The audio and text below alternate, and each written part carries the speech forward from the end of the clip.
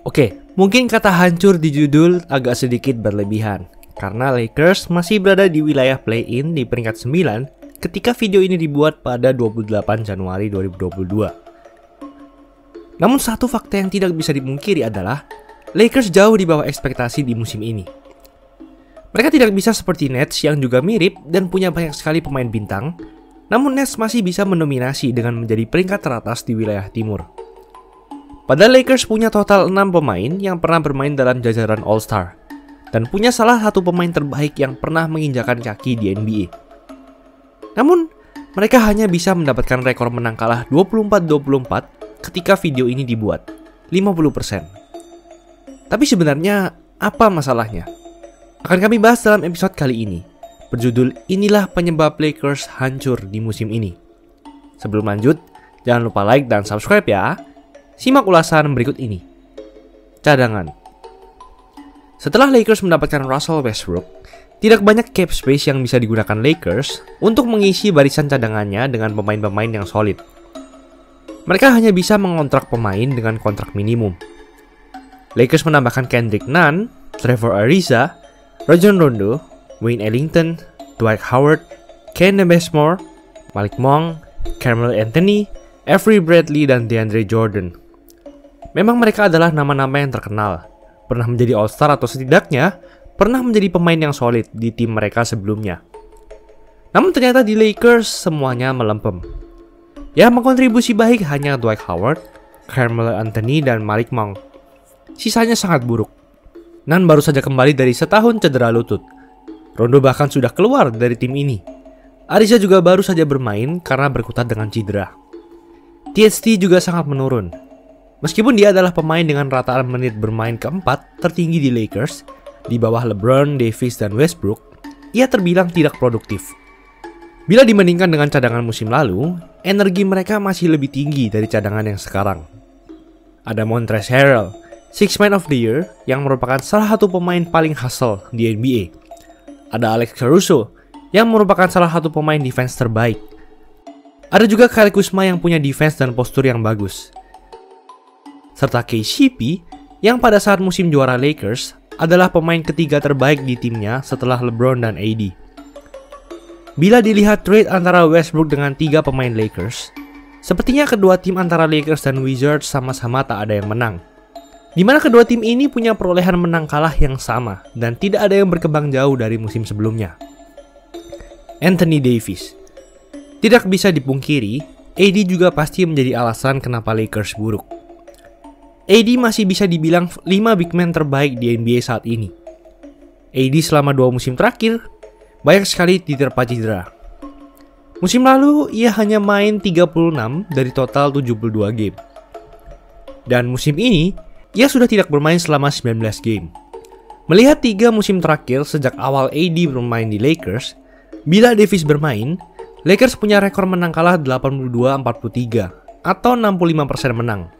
Sedangkan tanpa Davis adalah 35-30, cuma 54%. Tapi itu adalah 3 musim. Kalau di musim ini, angka itu benar-benar berbeda. Dan sebenarnya, bila membandingkan pertandingan Lakers bila Davis bermain dan tidak, sebenarnya tidak jauh berbeda di musim ini. Musim ini, bila Davis bermain, rekor Lakers adalah 13-14. Sedangkan ketika Davis tidak bermain adalah 10-10. Padahal Davis masih produktif dengan 23 points per game dan 9,7 rebounds per game, serta merupakan jangkar utama defense dari Lakers. Saat ini, Lakers juga mengizinkan lawan mereka memasukkan 49,4 points per game di area paint, kelima terburuk di liga. Jadi, Davis pasti adalah upgrade besar dari defense Lakers yang sekarang berada di urutan ke-16. Jauh dari musim championship mereka pada 2019-2020 di urutan ketiga. Tapi, apakah kembalinya Davis akan menjadi solusi bagi Lakers? Kalau melihat dari rekor menang kalah tanpa dan dengan Davis, sepertinya tidak. Karena tidak bisa hanya satu orang saja akan menyelesaikan semua masalah. Harus diselesaikan oleh semua pemain. Frank Vogel. Sempat beredar bahwa Frank Vogel akan dipecat akibat kegagalannya membawa Lakers menjadi tim yang baik di musim ini. Masuk akal karena Anda tidak mungkin memecat orang yang membawa tim Anda menjadi juara pada 2 musim lalu. Ada yang bilang bahwa Frank Vogel justru hebat, karena musim lalu masih bisa membawa Lakers yang LeBron dan AD kebanyakan cedera, masih bisa melaju ke playoff. Justru bila musim ini tidak ada Frank Vogel, mungkin saja Lakers akan berada di 5 tim terbawah musim ini. Tapi sebenarnya ada 2 kelemahan Frank Vogel di musim ini, yaitu ketidakberaniannya menjadikan Westbrook cadangan dan juga rotasi pemain-pemain di lapangan yang terbilang buruk. Westbrook terbukti adalah pemain yang merusak semua tim yang didatanginya. Rockets, Wizards, dan sekarang Lakers. Kesalahan Vogel dan coach Westbrook di tim-tim sebelumnya adalah mereka semua tidak berani menurunkan Westbrook menjadi cadangan. Mereka semua tentu takut dipecat karena mencadangkan Westbrook yang adalah bintang. Padahal mereka sudah tahu secara pasti, terutama Frank Vogel, bahwa di musim ini Westbrook sudah terbukti melalui statistik merusak tim. Sebelum musim ini berjalan, manajemen Lakers telah menyuruh tim kepelatihan Lakers untuk memainkan Westbrook dalam peran yang paling cocok untuk tim, meskipun itu berasal dari cadangan. Russell Westbrook. Ya, bagi kalian fans berat NBA sudah pasti bisa menebaknya, dan kalian benar. Bagi kalian para fans Westbrook, kami minta maaf, tapi inilah memang kenyataannya. Westbrook memang terkenal sebagai pemain yang dalam tanda kutip merusak tim.